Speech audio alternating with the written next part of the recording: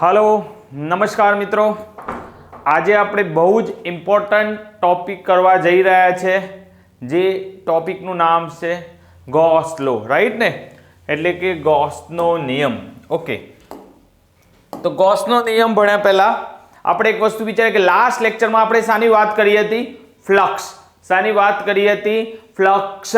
Okay, એટલે કે particular ક્ષેત્રફળમાંથી પસાર થતો વિદ્યુતભાર જેને આપણે ફ્લક્સ કહ્યું હતું. ઓકે, અને ફ્લક્સ માટે તમને યાદ છે કે સપોઝ હું એમ લઈ લઉં કે d phi E, okay, electric flux equal to E dot ds. E dot ds એ તમે પ્રીવિયસ લેક્ચરમાં ભણી ગયા હતા. ડી ફાઈ એટલે હું નાના પાર્ટિકલની વાત કરું છું કે એક નાના એરિયાની વાત કરું છું. સપોઝ હું અહીંયા આ એક વિદ્યુત ભાર આપેલો છે Q, રાઈટ ને, ઓકે, અને એનું સપોઝ રેડિયસ આપેલું છે R. ઓકે, અહીંયા મેં કોઈ પોઈન્ટ લઈ લીધો, અહીંયા કોઈ પોઈન્ટ લઈ લીધો, ઓકે, રાઈટ ને, તો એ આટલા પોઈન્ટ માટે જો વિદ્યુત ફ્લક્સની હું વાત કરવા જાઉં તો એને કહી દીધું કે ડી ફાઈ એટલે કે particular area equal to E into ds. પ્રીવિયસમાં તમે ફોર્મ્યુલા સમજી ગયા કે નહીં? યસ, ખબર છે સર. ઓકે, હવે ધ્યાનથી જો, તો આ મેં એક પોઈન્ટની વાત કરી. જો મારે બધા પોઈન્ટની વાત કરવી હોય તો ટોટલ ફ્લક્સ ફાઇન્ડ કરવું છે. ટોટલ ફ્લક્સ, આખા સરફેસનું ટોટલ ફ્લક્સ મારે ફાઇન્ડ કરવું છે. તો તમને ખબર છે કે મેથ્સમાં તમે ભણી ગયા છો બંને બાજુ ઇન્ટિગ્રેશન. બંને બાજુ ઇન્ટિગ્રેશન એટલે બધા નાના નાના ફ્લક્સનો સરવાળો, કે અહીંયા હું બીજું કોઈ ફ્લક્સ અહીંયા આ પોઈન્ટ પર, આ પોઈન્ટ પર, આ પોઈન્ટ પર, આ પોઈન્ટ પર, આ પોઈન્ટ પર, ગોળા પર અહીંયા બધા પોઈન્ટ હશે તો એમાંથી બધું ફ્લક્સ બહાર નીકળતું હશે. ઓકે ને, રાઈટ ને. તો આ બધા પોઈન્ટ ઉપર જો મારે ફ્લક્સ ફાઇન્ડ કરવું હોય તો એ બધા પોઈન્ટનો હું ઇન્ટિગ્રેશન એટલે કે સંકલન કરી દઉં તો મને ફ્લક્સ મળે. પણ અહીંયા એક વસ્તુ તમારે યાદ રાખવાની છે કે અહીંયા આપણે જો બધાનું ટોટલ કરીએ અને જો બંધ બોડી હોય તો આપણે ગોળો બનાવવાનો છે. શું બનાવવાનો છે? ગોળો. એ ગોળો શું બતાવી રહ્યો છે કે આપણે બંધ બોડીની વાત કરી રહ્યા છીએ. શાની વાત કરી રહ્યા છીએ? બંધ બોડીની વાત કરી રહ્યા છે. તો આપણને ટોટલ ફ્લક્સ મળે. તો આપણને શું મળે? ટોટલ ફ્લક્સ મળે. એટલે કે દરેક પોઈન્ટ આગળ હું ફ્લક્સ ફાઇન્ડ કરીશ અને દરેક પોઈન્ટ આગળના ફ્લક્સનો સરવાળો કરીશ તો આપણને ટોટલ ફ્લક્સ મળે. That is clear? પણ ગોસભાઈ એવું કહ્યું કે તમે આટલી બધી મહેનત કરો છો, ઓકે, એના કરતાં હું તમને એક સિમ્પલ ફોર્મ્યુલા આપું છું. એમને શું કહ્યું ખબર છે? એમને વાત કરી કે બંધ સપાટી S માંથી પસાર થતું વિદ્યુત ફ્લક્સ એના કુલ વિદ્યુતભાર અને મુક્ત અવકાશના પરાવૈદ્યુતનો ગુણાકાર છે. તો આપણે જોવા જઈએ તો જો એમના કહેવા પ્રમાણે phi E equal to total flux એટલે કુલ વિદ્યુતભાર, આનો વિદ્યુતભાર કુલ Q આપેલો છે અને મુક્ત અવકાશનો પરાવૈદ્યુત એપ્સાઇલોન 0. મુક્ત અવકાશનો પરાવૈદ્યુત એપ્સાઇલોન 0 કે એક્ઝામ્પલ તરીકે હું લઈ લઉં કે આના પર 10 કુલમ, ઓકે, વિદ્યુતભાર છે તો એમાંથી પસાર થતું ફ્લક્સ કેટલું? તો સિમ્પલ 10 અપોન એપ્સાઇલોન 0. એપ્સાઇલોન 0 ની વેલ્યુ તમને ખબર છે તો એમાંથી ટોટલ ફ્લક્સ આપણને મળી જશે. ઓકે, તો ગોસભાઈએ આ રીતે એક્ઝામ્પલ આપ્યું કે તમે ટોટલ ફ્લક્સ ફાઇન્ડ કરી શકો છો. ઓકે, તો આવ્યું ક્યાંથી? સપનું તો નહીં આવ્યું હોય એમને, પણ એમને આના પરથી જ આપણે જે ફોર્મ્યુલા યુઝ કરીએ છીએ ફ્લક્સ ફાઇન્ડ કરવાની, એના પરથી જ થોડું વિચારીને એમને વિચાર્યું કે અચ્છા આ રીતે ફ્લક્સ ફાઇન્ડ થઈ શકે છે. ઓકે, તો એમને ફ્લક્સની ફોર્મ્યુલા આપી. કઈ આપી? Total flux equal to Q upon epsilon 0. Q upon epsilon 0. Okay, તો હવે આવ્યું ક્યાંથી? સર તમે તો કહી દીધું, પણ આવ્યું ક્યાંથી? ઓકે, તો ધ્યાનથી જો બેટા કે નોર્મલી આપણે જે ફ્લક્સ ફાઇન્ડ કરીએ છીએ એના પરથી જ આપણે એને પ્રૂવ કરીશું. ધ્યાનથી જોજો, રાઈટ ને? ઓકે, તો ટોટલ ફ્લક્સ ઇક્વલ ટુ અહીંયા આપણે જોયું એ રીતે total flux equal to E into DS. ધ્યાનથી જોજો, ઇન્ટુ ડીએસ. અહીંયા ગોળો મૂકવાનો, કારણ કે બંધ સપાટી કેવી કીધેલી છે? બંધ સપાટી કહેલી છે. કેવી કહેલી છે? બંધ સપાટી માટે જ ગૌસનો નિયમ લાગશે. ખુલ્લી સપાટી માટે ગૌસનો નિયમ લાગશે નહીં. ક્લિયર? Okay done. તો બંધ સપાટી માટે મેં ફાઈ કરી દીધું E into ds, એટલે કે જેટલા બધા નાના એરિયા છે બધાને મેં ભેગા કરી દીધા. બધા નાના એરિયાને મેં શું કરી દીધું? ભેગા કરી દીધા. ઓકે, હવે મારે આનું ઇન્ટિગ્રેશન ફાઇન્ડ કરવું છે. ઓકે, એના પહેલા અહીંયા જો E આને આ રીતે cos થીટા લખાય કે ના લખાય? લખાય સાહેબ. બે વેક્ટર વચ્ચે ડોટ પ્રોડક્ટ હોય તો એને cos થીટા થી છૂટી પડાય. ઓકે, અને ક્રોસ પ્રોડક્ટ હોય તો sin થીટા થી. તો ડોટ છે તો મેં ક્રોસ થીટા થી એને છૂટી પાડી. હવે આ શું કહેવા માંગે છે? E into ds cos theta, એટલે કે વિદ્યુત ફ્લક્સ અને એરિયા વેક્ટર વચ્ચે કેટલો એંગલ આપેલો છે, કેટલો ખૂણો આપેલો છે. તો અહીંયા આપણે જોવા જઈએ તો આ આપણું વિદ્યુત ફ્લક્સ બહાર નીકળી ગયું છે. પણ જો આ પોઈન્ટે હું એરિયા વેક્ટર ફાઇન્ડ કરું તો એરિયા વેક્ટર બી અહીંયા આ રીતે થાય કે ના થાય? એરિયા વેક્ટર એટલે પરપેન્ડિક્યુલર. એરિયા વેક્ટર એટલે એને લંબ. તો અહીંયા પણ બધા પોઈન્ટ આગળ જો, બધા પોઈન્ટ આગળ એરિયા વેક્ટર આ રીતે નીકળશે ને. ઓકે, બધા પોઈન્ટ આગળ એરિયા, અહીંયાથી કોઈ પોઈન્ટ નીકળતો હશે તો એરિયા વેક્ટર એ રીતે નીકળતો હશે. ઓકે, તો અહીંયા તમે જોઈ શકો છો કે વિદ્યુત ફ્લક્સ અને એરિયા વેક્ટર સેમ દિશામાં જઈ રહ્યા છે. ઓકે, અને એકબીજા પર આવેલા છે. તો વચ્ચેનો ખૂણો કેટલો થયો? ઓહો સર 0. એ તો કેટલો થયો? 0. ઓ ક્લિયર. ઓકે, તો ખૂણો કેટલો થઈ ગયો? 0. તો અહીંયા આપણે થીટા લઈ લેવાનો છે 0. તો ધ્યાનથી જો બેટા, અહીંયા શું થઈ જશે? E into ds into cos 0. Okay, ખૂણો થઈ ગયો 0. cos 0 યાદ હોવું જોઈએ. cos 0 1. ઓકે ને, રાઈટ ને? તો અહીંયા ફાઇનલી આપણે આવશે E into ds, કારણ કે cos 0 શું થઈ જશે? 1. cos 0 equal to 1 એ આપણને ખબર છે. That is okay done? That's right. Okay, હવે અહીંયા જો બેટા, હવે અહીંયા ધ્યાનથી જોજો. આટલું તો થઈ ગયું. હવે E into ds. ઓકે, એમાં હું આગળ E ની વેલ્યુ મૂકું છું. જોજો ને, E ની વેલ્યુ મૂકું છું. E equal to સીધું છે q/r² into ds. ખબર છે ને, ઓલરેડી તમે ભણી ગયા છો. એની વેલ્યુ કેટલી થઈ જશે? kq/r². હવે અહીંયા જો k પણ કોન્સ્ટન્ટ છે, q એટલે કેટલા કુલમ વિદ્યુતભાર આપેલો છે, એ પણ કોન્સ્ટન્ટ છે, r એટલે રેડિયસ. ઓકે, તો ત્રણે ત્રણ વસ્તુ કોન્સ્ટન્ટ હોય તો કોન્સ્ટન્ટ વસ્તુ બહાર નીકળે કે ના નીકળે? હા સર, નીકળે ને. તો નીકાળી દો, એ ત્રણેય વસ્તુને બહાર નીકાળી દો. તો ચલો આપણે એને બહાર નીકાળી દીધી.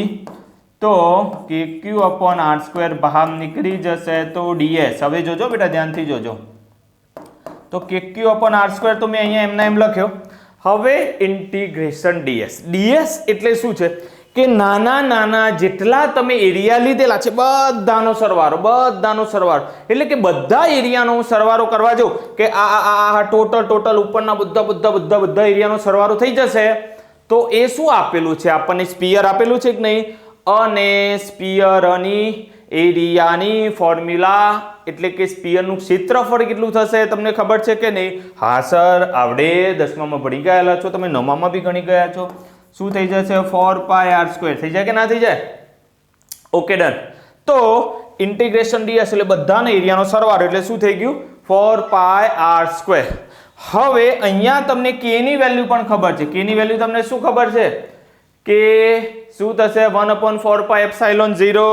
યસ સર, એ પણ ખબર છે. 1/4πε0 ઇન્ટુ q/r² ઇન્ટુ 4πr². ધ્યાનથી જોજો બેટા, છેક પહોંચી ગયા છે આપણે, સિમ્પલ વસ્તુ છે. હવે ઓકે, જોજો ને. હવે અહીંયાથી જો 4π cancel out, r² cancel out. તો બાકી શું વધ્યું? q/ε0. ઓકે, અરે વાહ. તો ટોટલ ફ્લક્સ આપણે ગૌસના નિયમ પરથી, આપણે જે રૂલ્સ એપ્લાય કર્યા હતા એના પરથી જ આપણે શોધી દીધું કે q/ε0. q એટલે કે તેનો કુલ વિદ્યુતભાર, અપોન એપ્સિલોન એટલે મુક્ત અવકાશનો પરાવૈદ્યુત. ઓકે, મુક્ત અવકાશનો પરાવૈદ્યુત. ઓકે, આ હું રફ કરું છું એટલે તમને દેખાઈ જાય. ઓકે, ધ્યાનથી જોઈ લો બેટા. તો હવે ફોર્મ્યુલા જોઈ લો. બંધ સપાટી, હાલ વાત કરીએ એમ બંધ સપાટી માટે જ ગોસનો નિયમ આપણે એપ્લાય કરવાનો છે. માંથી પસાર થતું વિદ્યુત ફ્લક્સ તેના કુલ વિદ્યુત ભાર એટલે Q અને મુક્ત અવકાશનો પરાવૈદ્યુતના ગુણોત્તર બરોબર થાય છે. તો જે વસ્તુ હાર્ડ હતી એને ગોસ નિયમ પરથી આપણે ઈઝી વેમાં કન્વર્ટ કરી દીધી કે ટોટલ ફ્લક્સ ઇક્વલ ટુ કુલ વિદ્યુત ભાર અપન મુક્ત અવકાશનો પરાવૈદ્યુત. Clear or not? ઓકે, ધ્યાનથી જોજો. આને ગોસનો નિયમ કહેવાય. આને શું કહેવાય? ગોસનો નિયમ કહેવાય. ઘણી વાર બચ્ચા પાર્ટી ઉતાવળમાં શું કરીને આવે છે ખબર છે? જો આમ ફાઈ ઇક્વલ ટુ આ રીતે લખેલો ને, આપણે બધું ફ્લોમાં આમ લખતા હોઈએ છીએ આ રીતે Q upon epsilon naught. Okay, આ રીતે લખતા હોઈએ છીએ તો ઘણી વાર એમ કે ગોસનો નિયમ લખો તો તમે આટલું જ લખીને આવો છો, આટલું લખીને આવો છો. આ ગોસનો નિયમ નથી, આ ગોસનો નિયમ નથી. આ બી ટોટલ ફ્લક્સ છે, આ બી ટોટલ ફ્લક્સ છે, equal to Q upon epsilon naught, equal to Q upon epsilon naught. Okay, તો ગોસનો નિયમ એટલે કે total flux, this is also total flux, this is also total flux, but this one is the conclusion. એ આપણું conclusion છે કે Q upon epsilon not એટલે કે total flux. Okay, done? Clear? Okay, clear? Everyone clear બેટા? તો કઈ રીતે ગોસનો નિયમ લાગે છે અને આપણે કઈ રીતે ટોટલ ફ્લક્સ ફાઇન્ડ કરીએ છીએ બંધ સપાટી માટે. Okay, done? હો યસ, ડન સર, થઈ ગયું. રાઈટ ને? ઓકે, ચલો હવે ધ્યાનથી જો બેટા, હવે ધ્યાનથી જો. એક પોઈન્ટ આવે છે Gaussian surface. Gaussian surface. Okay, Gaussian surface એટલે શું? જોજો ધ્યાનથી કે ગોસિયન સરફેસ એટલે શું. એટલે કે આપણે એક એવા સરફેસની વાત કરવાની છે કે લાઈક તમે વિચારો કે અહીંયા કોઈ વિદ્યુત ભાર આવેલો છે Q, ધેટ ઇઝ જોજે અહીંયા કોઈ વિદ્યુત ભાર આવેલો છે. ઓકે, Q, રાઈટ ને? હવે એના પર જો કોઈ પોઈન્ટ આવેલો હોય અને આપણે એનું ફ્લક્સ ફાઇન્ડ કરવું હોય તો સર આવડે છે, બંધ સપાટી છે, એના પર પોઈન્ટ છે તો એનું ફ્લક્સ શોધતા અમને આવડે છે. હમણાં હાલ અમે શીખી ગયા છીએ.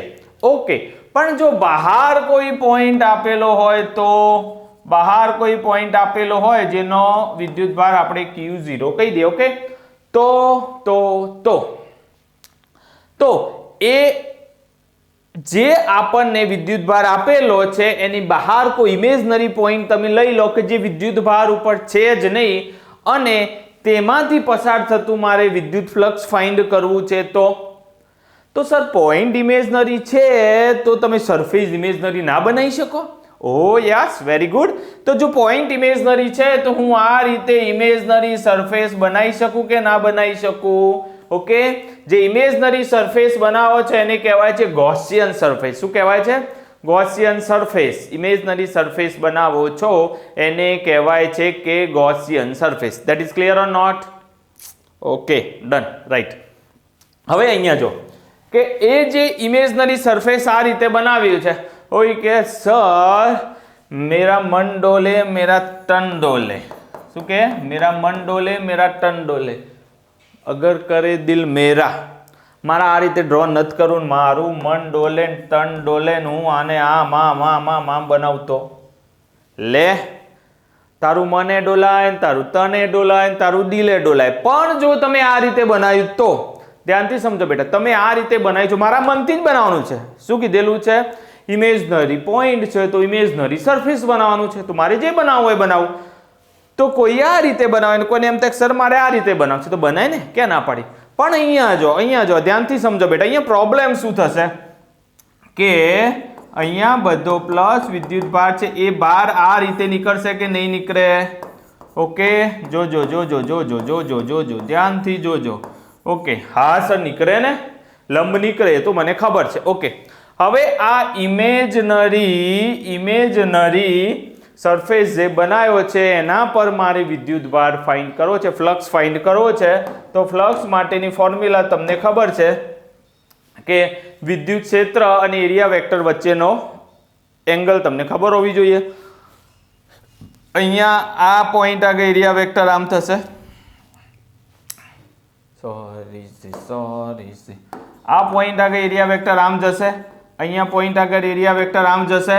સપોઝ આનો ખૂણો તમને થીટા આપશે, કોઈ પણ થીટા આવશે, લઈ લો 27. હા, મારા મનની મરજી. ઓકે, અહીંયા આને પરપેન્ડિક્યુલર હું ડ્રો કરવા જઈશ તો આમ આવશે. એ પણ કોઈ બીજો એંગલ આવશે, આને પરપેન્ડિક્યુલર ડ્રો કરવા જઈશ તો આમ આવશે. આને પરપેન્ડિક્યુલર મે બી સાથે 0 આવી જાય. આને પરપેન્ડિક્યુલર ડ્રો કરવા જઈશ તો આમ આવશે. ઓકે ભાઈ. Okay done. આને પરપેન્ડિક્યુલર ડ્રો કરવા જઈશ તો આમ આવશે. તો અહીંયા આપણને અલગ અલગ થીટા મળશે અને એ પણ નોન થીટા કે કેટલા મળે છે. ઓકે, કયા એંગલે મળે છે અને એ પણ કેટલા. આખું સરફેસ આમ ડગીમગી તમે બનાવેલું છે. તો ઇન્ફાઇનાઇટ એરિયા વેક્ટર એ પણ અલગ અલગ જાતના. તો કોઈ નવરો માણસ બેસી જાય તો કરી દે ખરો, નવરો માણસ બેસી જાય તો શોધી દે ખરો, પણ આપણે નવરા નથી.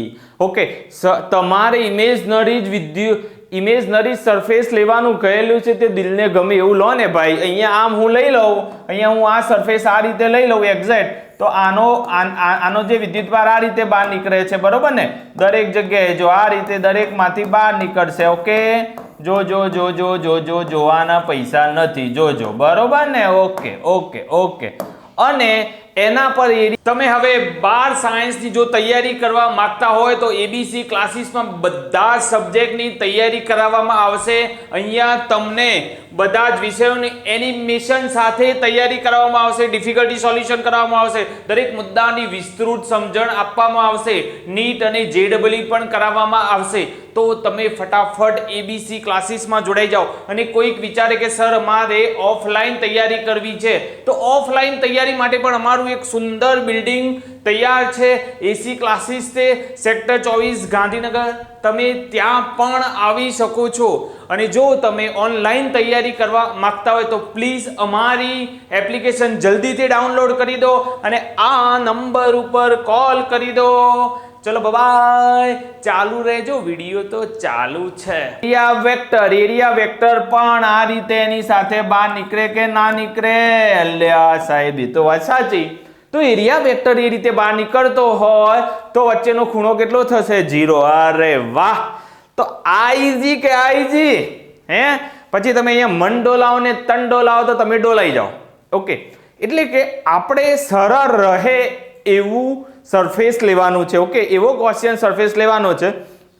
તો તમારે જે પ્રમાણેની સિચ્યુએશન આપેલી છે એ પ્રમાણે લેવો જોઈએ. પછી જરૂરી જ નથી કે આમ જ સ્પીયર જ લેવાનો. That is clear. એ તમારી સિચ્યુએશન પર આધાર છે. અલગ અલગ સિચ્યુએશન માટે કેવા ગૌસિયન સરફેસ લેવાના એ આપણે ડિસ્કશન કરવાના છે. અલગ અલગ સિચ્યુએશન માટે કેવા લેવાના એ આપણે ડિસ્કશન કરવાના છીએ. ઓકે, તો તમને ગૌસિયન સરફેસની ખબર પડી કે અચ્છા સર, આ રીતે જો કોઈ વિદ્યુતભાર આવેલો છે અને બહાર કોઈ પોઈન્ટ આપેલો છે અને એના પર મારે વિદ્યુત ફ્લક્સ ફાઇન્ડ કરવું છે, તો મારે ઇમેજનરી સરફેસ લેવાનો. ઓકે, અને એ ઇમેજનરી સરફેસ હું મનનો રાજા. ઓકે, મારી મનની રાણી હું જાતે સિલેક્ટ કરીશ, પણ રાણી એવી સિલેક્ટ કરજો કે તમને સરળતા રહે. હો ને? ઓકે, પછી રાણી એવી સિલેક્ટ ના કરતા કે બધે વાંકે હોય અને તમારી એ પથારી ફેવરી નાખે. ઓકે બચ્ચા પાર્ટી. હા sir, that is clear or not? Everyone clear બેટા? અચ્છા સર, ક્લિયર હોય તો આપણે આગળ જોઈએ.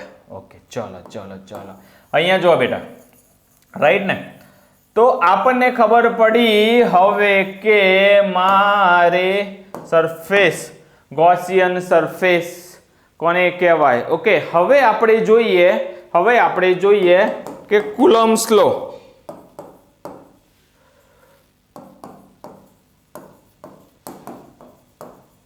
From Gaussian surface.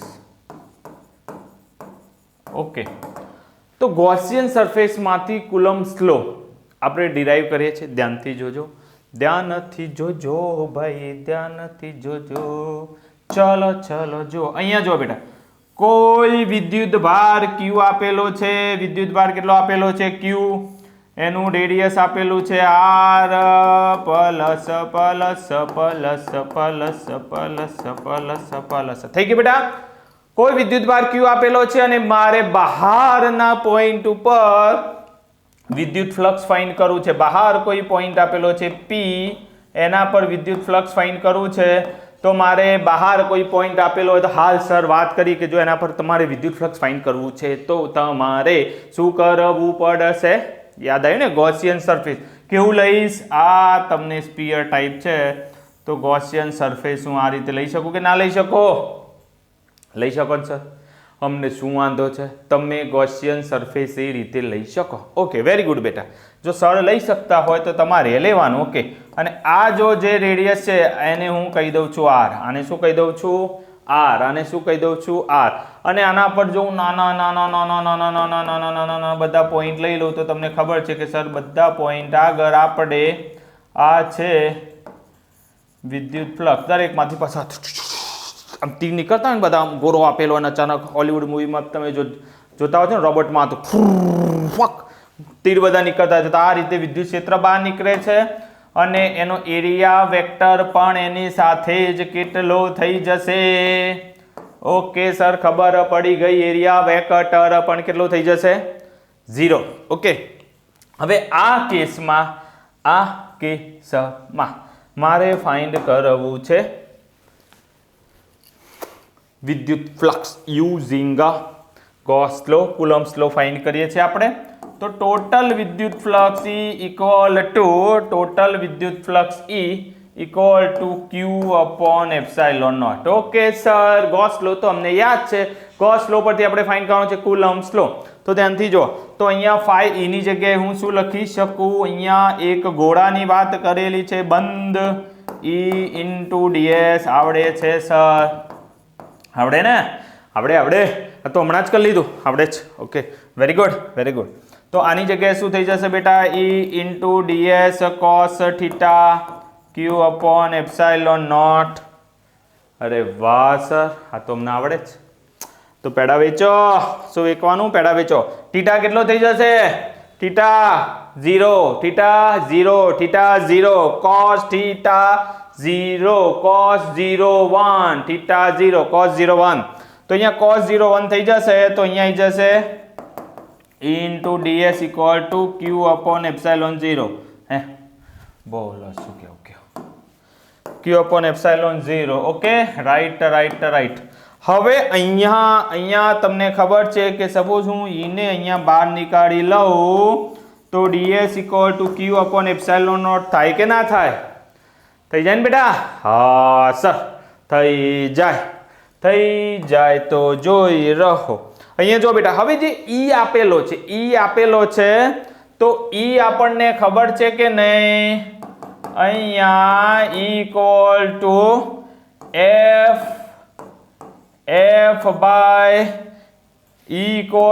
f by q0. અહીંયા જે પોઈન્ટ છે એનો પોઈન્ટ ચાર્જ આપણે q0 લઈએ છીએ, બરોબર ને? ત્યાંથી એમાંથી પસાર થતું આપણે વિદ્યુત ફ્લક્સની વાત કરવાની છે. તો એ પોઈન્ટ પર પોઈન્ટ ચાર્જ ઓલવેઝ આપણે કેટલો લઈએ છીએ? q0. ખબર છે ને બધાને? યસ સર, તો ખબર છે પોઈન્ટ ચાર્જ q0 લઈએ છીએ. તો E ની જગ્યાએ તમે શું લખી શકો? f બાય q0 લખી શકો અને ઇન્ટિગ્રેશન ds.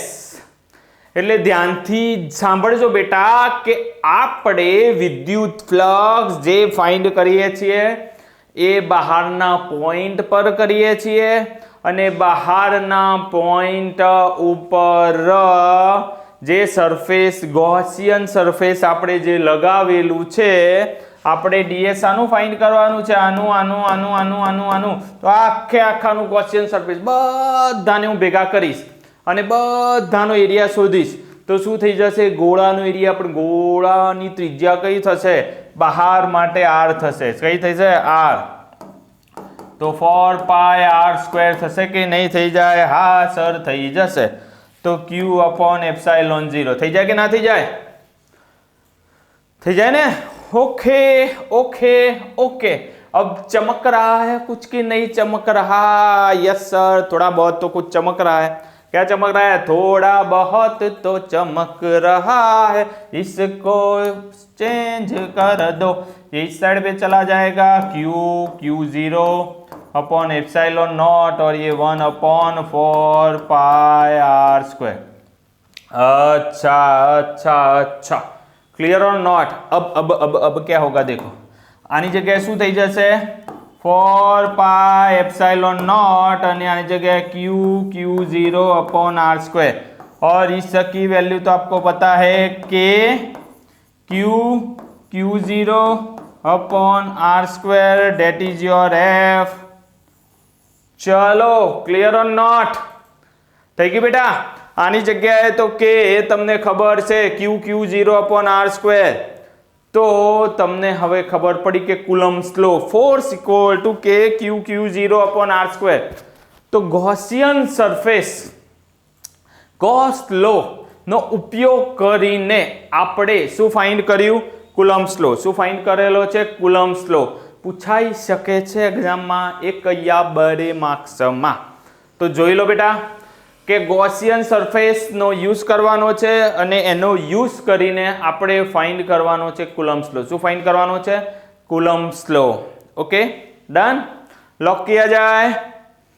राइट सर, हमें पता चल गया। राइट ने? Okay okay okay okay okay okay. चलो, नेक्स्ट આપણે જોવાનું છે કે અનંત લંબાઈના, શાની વાત કરી રહ્યા છે બેટા અહીંયા આપણે? અનંત લંબાઈના સીધા સમાન રીતે વિદ્યુતભાર તારને લીધે ક્ષેત્ર। તો અહીંયા જો, ચલો કે અનંત લંબાઈના સીધા તારને લીધે થતું વિદ્યુત ક્ષેત્ર મારે ફાઇન્ડ કરવું છે, રાઈટ? તો આના માટે આપણે એક અનંત લંબાઈનો સીધો એક તાર લઈ લે છે। કેટલો છે? અહીંયાથી ચાલુ થશે, છેક અનંત સુધી જશે। ક્યાં સુધી? છેક અનંત સુધી એ તાર જવાનો છે। ઓકે, ધ્યાનથી જોજો। હવે એ તાર પર મારે વિદ્યુત ક્ષેત્ર ફાઇન્ડ કરવું છે। તાર પર મારે શું ફાઇન્ડ કરવું છે? વિદ્યુત ક્ષેત્ર। ઓકે, તો આના માટે આપણે ગોસના નિયમનો ઉપયોગ કરીને આને આપણે સોલ્વ કરવાનો ટ્રાય કરીશું। That is okay, done? Okay sir, अमने कोई वांधो नहीं। ओके, तो अहींया जो, तो एना माटे शुं कर्युं के आपणे चेक इन्फाइनाइट सुधी तो आपणे चेक करवा जवाना नथी। तो आपणे शुं करीशुं? एक फिक्स एरिया, एक क्षेत्रफळ डिसाइड करीशुं કે સપોઝ હું અહીંયા આ બાર ગોસિયન સરફેસ મેં ના કીધું કે આજુબાજુમાં તો ઇમેજનરી સિસ્ટમ હશે, તો મેં કોઈ પોઈન્ટ સિલેક્ટ કર્યો અને પોઈન્ટ માટે મારે વિદ્યુત ક્ષેત્ર ફાઇન્ડ કરવું છે। તો એના માટે મારે ઇમેજનરી ગોસિયન સરફેસ પણ નક્કી કરવું પડશે। તો આ રીતે જો કોઈ તાર આપેલો હોય તો, આ રીતે જો કોઈ તાર આપેલો હોય તો હવે જો એની બાજુ મારે ગોસિયન સરફેસ કેવું સિલેક્ટ કરું? ગોસિયન સરફેસ સિલેક્ટ કેવું કરું? અહીંયા જો કે સપોઝ મેં અહીંયા કોઈ તાર લઈ લીધો, ધ્યાનથી જોજો બેટા, અહીંયા મેં તાર લઈ લીધો, ધેટ ઇઝ ઓકે। તારની આજુબાજુ અહીંયા વિદ્યુત ભાર આપેલો છે, જોજો અને જોજો જોજો જોજો જોજો જોજો જોજો જોજો જોજો। અહીંયા આપણે સિલિન્ડર સિલેક્ટ કરેલું છે। કયું કરેલું છે? સિલિન્ડર। સિલિન્ડર સિલેક્ટ કરેલું છે। ઓકે, હવે જો હું અહીંયા આ રીતે સિલેક્ટ કરવા જાઉં તો અહીંયા મારે સ્ફિયર સિલેક્ટ કરવા જો, ગોળો સિલેક્ટ કરવા જો, તો શું થશે? અહીંયા જો આનું વિદ્યુત ક્ષેત્ર તો આ રીતે બહાર જવાનું કે નહીં જવાનું? જો જો જો જો જો જો આનું વિદ્યુત ક્ષેત્ર આ રીતે બહાર જવાનું। ઓકે, અને મારે હંમેશા વિદ્યુત ફ્લક્સ માટે મારે બે વચ્ચેનો ખૂણો જોઈએ। શું જોઈએ? બે વચ્ચેનો ખૂણો। ઓકે સર, બે વચ્ચેનો ખૂણો જોઈએ। તો બે વચ્ચેનો ખૂણો એરિયા વેક્ટર જોઈએ ને, તો આનો એરિયા વેક્ટર તો સીધો ज આવશે, આનો પણ આનો એરિયા વેક્ટર આને પરપેન્ડિક્યુલર આવશે, આનો એરિયા પરપેન્ડિક્યુલર, આનો પરપેન્ડિક્યુલર, આનો પરપેન્ડિક્યુલર, આનો આ રીતે પરપેન્ડિક્યુલર। તો સર આ તો ડખો થશે। શું થશે? ડખો। કારણ કે આ રીતે સ્ફિયર આપેલું છે, તો વિદ્યુત ક્ષેત્ર આમ જઈ રહ્યું છે, એરિયા વેક્ટર આમ જઈ રહ્યું છે। દરેક પોઈન્ટ માટે હું ચેક કરવા જઈશ તો તંડોલે મંડોલે જેવી કન્ડિશન આપણી બગડી જશે। તો આપણે હંમેશા એવું જ ગોસિયન સરફેસ સિલેક્ટ કરવાનું કે જેના કારણે આપણને સરળતા રહે કે જો ખૂણો 0 અથવા 90 નો હશે તો આપણને કોઈ વાંધો નહીં, કારણ કે આપણને ઇઝીલી ખબર છે કે સર cos 90 હશે તો ફાટ દઈને ઉડી જ જશે, એટલે એ પોઈન્ટને તો કન્સિડર કરવાના જ નહીં, અને cos 0 હશે તો 1 થશે. તો આપણે હંમેશા એવું જ ગૌસિયન સરફેસ સિલેક્ટ કરવાનું કે જેમાં વિદ્યુત ક્ષેત્ર અને એરિયા વેક્ટર વચ્ચેનો ખૂણો 0 અથવા 90 હોય. 90 હોય તો ઓટોમેટિક ભાઈ સાહેબ ઉડી જશે, અને 0 હશે તો આપણને કોઈ ઇશ્યુ છે નહીં, પણ 0 સિવાયનો કોઈ થયો તો આપણને હેરાનગતિ થશે. એટલે આ કેસ માટે આપણે સ્ફિયર લેવાના નથી. આ કેસ માટે આપણે શું લઈ લીધું? સિલિન્ડર લઈ લીધું. શું લઈ લીધું? सिलेंडर. ओके सर, अब पता चला कि करना क्या है.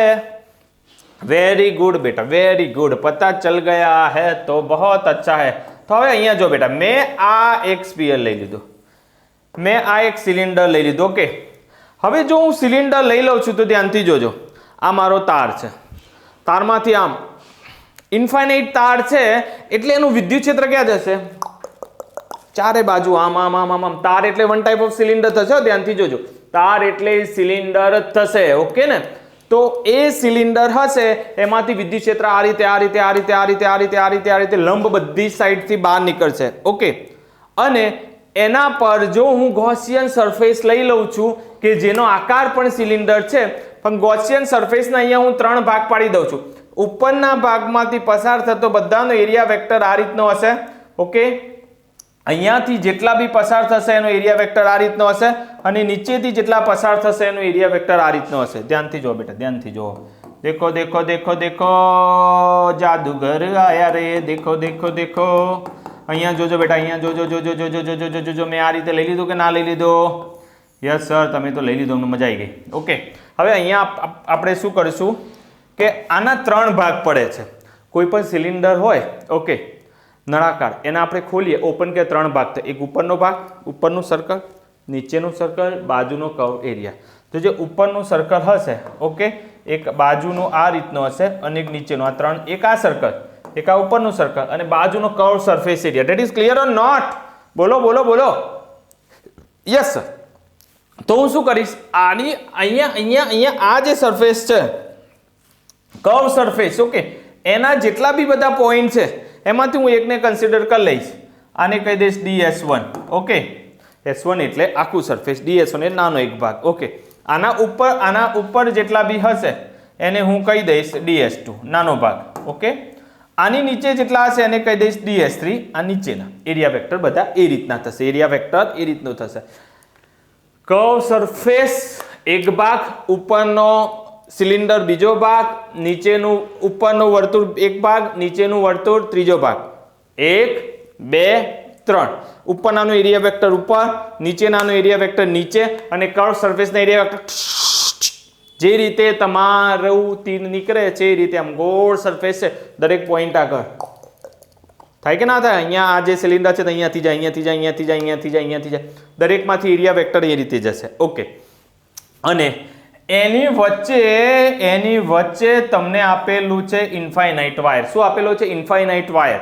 તો ઇન્ફાઇનાઇટ વાયરમાંથી પસાર થતું, અહીંયા જોજો, અહીંયા જોજો, અહીંયા જોજો, આ છે આનો એરિયા વેક્ટર, આ છે આનો એરિયા વેક્ટર, આ છે આનો area vector. That is okay. પણ જો ઇન્ફાઇનાઇટ વાયરમાંથી પસાર થતું વિદ્યુત ક્ષેત્ર લેવા જાઉં તો એ તો આ રીતે જવાનું કે નહીં જવાનું? હા સર, જવાનું ને, ખબર જ છે. તો આ રીતે જવાનું કે નહીં જવાનું બેટા? ઓકે, આ બાજુએ જાય, આ બાજુએ જાય, બધી બાજુ જવાનું હોય તો બરોબર ને? ઓકે, વિદ્યુત ક્ષેત્ર હંમેશા આ રીતે લંબ જવાનું કે નહીં જવાનું? હા સર, જવાનું ને. ઓકે, તો હવે ધ્યાનથી જુઓ કે આપણે વિદ્યુત ફ્લક્સ માટે આપણે શું કરીએ છીએ કે એરિયા વેક્ટર અને વિદ્યુત ક્ષેત્ર વચ્ચેનો ખૂણો જોઈએ છે. તો આ કેસ માટે એટલે અહીંયા જે કર્વ સરફેસ હશે એમાં બધા માટે આના માટે થીટા તમારો 0 થઈ જશે કે નહીં થઈ જાય? હા સર, જે રીતના વાયર છે એમાંથી વિદ્યુત ક્ષેત્ર બહાર નીકળે છે એ રીતને જ એ વાયરમાંથી બહારના સરફેસમાંથી એરિયા વેક્ટર બહાર નીકળશે. હા સર, ધેટ ઇઝ રાઈટ. તો એ વસ્તુ તમારી ફિક્સ છે, ધેટ ઇઝ ઓકે. અને અહીંયા જો બેટા, અહીંયા એરિયા વેક્ટર આ રીતને છે, વિદ્યુત ક્ષેત્ર આ, તો આ બે વચ્ચેનો ખૂણો કેટલો થઈ જશે? θ = 90 ડિગ્રી થશે.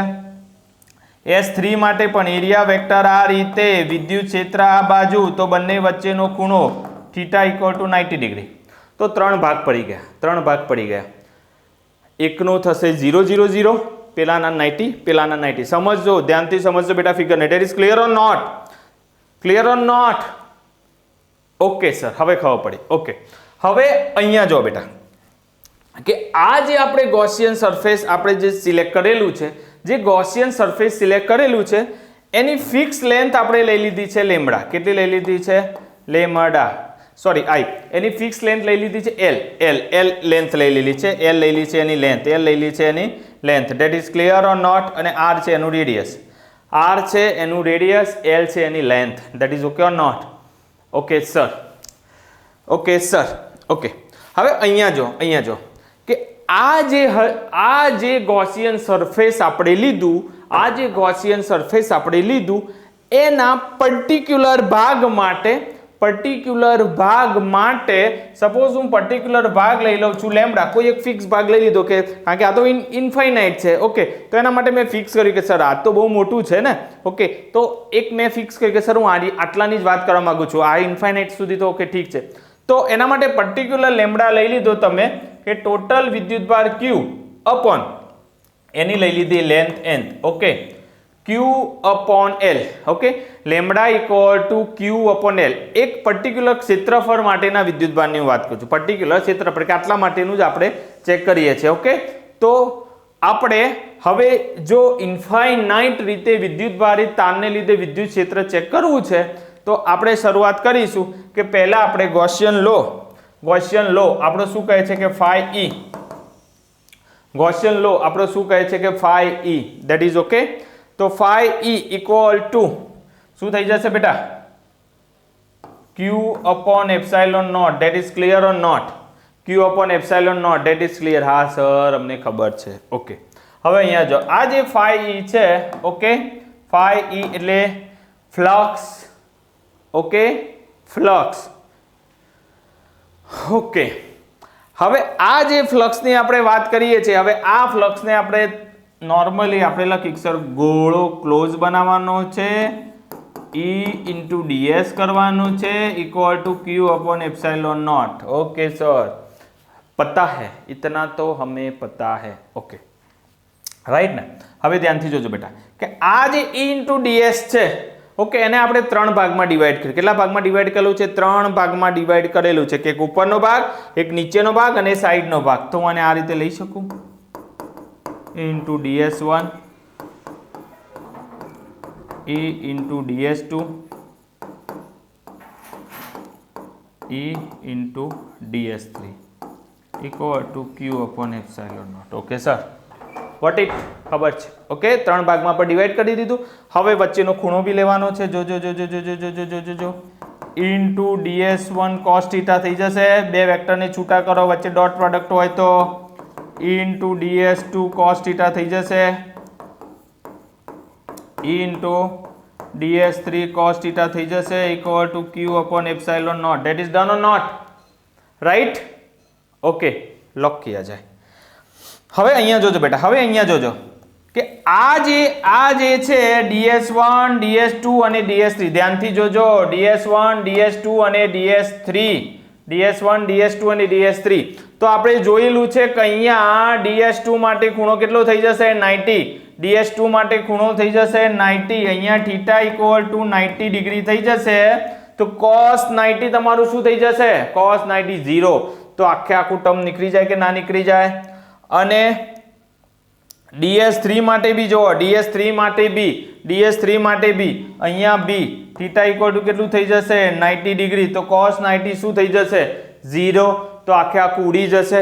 એટલે આ બે તો ડાયરેક્ટ જ નીકળી જશે, કારણ કે એનો એરિયા વેક્ટર ને વિદ્યુત ક્ષેત્ર પરપેન્ડિક્યુલર લંબ છે. તો પ્રીવિયસ લેક્ચરમાં બી આપણે જોયું હતું કે આ કેસમાં આવું કેમ થાય છે. ઓકે, રાઈટ ને? ઓકે, તો હવે અહીંયા શું વધ્યું બેટા? અહીંયા ખાલી એક જ કેસ વધ્યો આપણા માટે. ઓકે, તો આ એક જ કેસ વધ્યો કે ના વધ્યો? અહીંયા શું લખવાનું હવે? E into ds1 equal to Q upon epsilon naught. That is clear or not? Q upon epsilon naught. That is clear or not? Okay sir, yes, clear. Okay, હવે અહીંયા જોજો બેટા, અહીંયા ધ્યાનથી જોજો કે અહીંયા આપણે ઇન્ટિગ્રેશન કરવાનું છે E into ds1 q upon epsilon naught. Okay sir, એટલી તો અમને ખબર પડી જાય. આપણે અહીંયા વિદ્યુત ક્ષેત્ર ફાઇન્ડ કરવાનું છે અને એ કોન્સ્ટન્ટ છે એ બી આપણને ખબર છે. તો q equal to ds1 equal to q upon epsilon naught. Okay, that is clear. Yes. હવે અહીંયા મારે શું જોઈએ છે? અહીંયા મારે શું જોઈએ છે કે આપણે જે નાનો પોઈન્ટ જે એરિયા સિલેક્ટ કર્યો તો એવા બધા એરિયાનો સરવાળો. પણ આપણે જોઈએ કે ઉપર નાનું તો 0 થઈ જાય છે, નીચે નાનું બી 0 થઈ જાય છે. માટે મારે ફક્ત કર્વ સરફેસ લેવાનો છે. કયો લેવાનો છે? Curve surface. કર્વ સરફેસ લેવાનો છે. તો એના માટે તમને ખબર છે કે કર્વ સરફેસ નળાકાર આપેલું હોય એનો કર્વ સરફેસ આપણે શું લઈએ છીએ કે 2 પાઈ r h. h એટલે લેન્થ, અહીંયા કેટલી લીધેલી છે? l. તો આપણે શું લઈ લઈશું અહીંયા 2 pi r l. Clear or not? બધાને યાદ છે કે નહીં બેટા? આ રીતે તમને આપેલો હોય નળાકાર, એની લેન્થ l આપેલી છે, રેડિયસ તમને r આપેલું છે. તો આને કર્વ જે સરફેસ છે એની ફોર્મ્યુલા ક્ષેત્રફળની કઈ થશે? 2 પાઈ rl. 2 પાઈ rl. ઓકે સર, ઉપરનું અહીંયા ઉપરનું હતું, આ 0 થઈ ગયું, આ 0 થઈ ગયું, તો વધ્યું આટલું. તો એનો એરિયા શું થઈ જશે? 2 પાઈ rl. ઓકે, થઈ ગયું. ઓકે, અને અહીંયા તમને જે q આપેલો છે, અહીંયા જે q આપેલો છે, ઓકે, ફિક્સ ક્ષેત્રફળ માટે, ઓકે, લિનિયર ચાર્જ ડેન્સિટી જે તમને આપેલી છે q equal to lambda l. આના પરથી થાય કે ના થાય? q equal to lambda l fix ક્ષેત્રફળ માટે. That is okay or not? Clear or not? Yes sir. Okay, તો q ની જગ્યાએ આપણે શું મૂકી દઈશું? Lambda l. તો અહીંયા q ની જગ્યાએ મૂકી દઈશું lambda l upon epsilon naught. Lambda l upon epsilon naught. અહીંયાથી l બંને બાજુથી શું થઈ જશે? બંને બાજુથી l થઈ જશે, cancel out. l cancel out. તો બાકી શું વધ્યું? આ 2 પાઈ rl ને નીચે લઈ જાઉં છું. Equal to lambda upon 2 pi r epsilon naught. Equal to lambda upon 2 pi r epsilon naught. એટલે કે ઇન્ફાઇનાઇટ તારમાંથી પસાર થતું વિદ્યુત ક્ષેત્ર અનંત તારની લંબાઈમાં સમાન રીતે વિદ્યુતભારિત તારને લીધે વિદ્યુત ક્ષેત્ર સમાન રીતે કેમ કહ્યું છે કે જે વિદ્યુત ક્ષેત્ર છે એ પેરેલલ પસાર થતું હોય તો હંમેશા સમાન રીતે જ વિદ્યુતભારિત હોય. ઓકે, એટલા માટે. અને આમાંથી જે વિદ્યુત ક્ષેત્ર સમાન તાર છે તો આ રીતે પેરેલલ નીકળવાનું ને, એટલે કે સમાન રીતે જ વિદ્યુતભારિત કહેવામાં આવે છે. ઓકે, એની ફોર્મ્યુલા થઈ જશે equal to lambda upon 2 pi r epsilon 0 where lambda equal to q upon l. q means total charge. Okay, તારનો total charge. Okay, upon l. l means fix ક્ષેત્રફળ, જેટલી લેન્થ માટે આપણે સિલેક્ટ કરેલું છે. Okay, right. અને આના પરથી તમે એક વસ્તુ વિચારો, l તમારો કોન્સ્ટન્ટ છે, લેમ્બડા તમારો કોન્સ્ટન્ટ છે, ફિક્સ ક્ષેત્રફળ માટે લેમ્બડા તમારો કોન્સ્ટન્ટ થઈ જશે, 2a કોન્સ્ટન્ટ છે, પાઈ a કોન્સ્ટન્ટ છે, એપ્સિલોન 0 પરાવિદ્યુત એ પણ કોન્સ્ટન્ટ છે. તો વધ્યું r. ઓકે, r એટલે કે તમે એમ કહી શકાય કે E varies as 1 upon r. E varies as 1 upon r. એનો મતલબ કહેવા એવું માગે છે, અહીંયા જો r એટલે આ, r એટલે આ, અહીંયા r એટલે આ, કે તમે કેટલું ગૌસિયન સરફેસ કેટલા ડિસ્ટન્સ થી સિલેક્ટ કરેલું છે. ઓર વી કેન સે ધેટ કે તમારો જે પોઈન્ટ છે, ઓકે, જે ઇન્ફાઇનાઇટ વિદ્યુત તાર છે એમાં જે તમારું ઇમેજનરી જે પોઈન્ટ છે એ વિદ્યુત ક્ષેત્રથી કેટલો નજીક છે, વિદ્યુત ક્ષેત્રથી કેટલો નજીક છે. આ છે તમારો r. કોઈ અહીંયા આ લઈ શકે, આવરું મોટું બનાવે ને અહીંયા આમ સિલિન્ડર ડ્રો કરે, કોઈ બહુ મોટું બનાવે આમ બનાવે ને આમ સિલિન્ડર ડ્રો કરે. ઓકે, કોઈ આટલું નાનું બનાવે કે આમ બનાવે ને આમ સિલિન્ડર ડ્રો કરે. તો કહેવા શું માગે છે? જેમ જેમ r ની વેલ્યુ વધે એમ 1 upon r એટલે વિદ્યુત ક્ષેત્ર ઘટે. r ની વેલ્યુ વધે એમ વિદ્યુત ક્ષેત્ર ઘટે. એટલે કે આ જે ઇન્ફાઇનાઇટ તાર છે એની નજીક તમારું વિદ્યુત ક્ષેત્ર વધારે હશે અને જેમ જેમ દૂર જશો એમ એનું વિદ્યુત ક્ષેત્ર ઓછું થશે. અરે વાહ સર, આ તો મજા આવી ગઈ. કન્ક્લુઝન ખબર પડી બેટા કે E varies as 1 upon r એટલે કે અનંત લંબાઈના સીધા અને સમાન રીતે વિદ્યુત તારને લીધે જે ક્ષેત્ર ઉત્પન્ન થશે એ r પર ડિપેન્ડન્ટ છે કે r તમારું નજદીક છે, દૂર છે.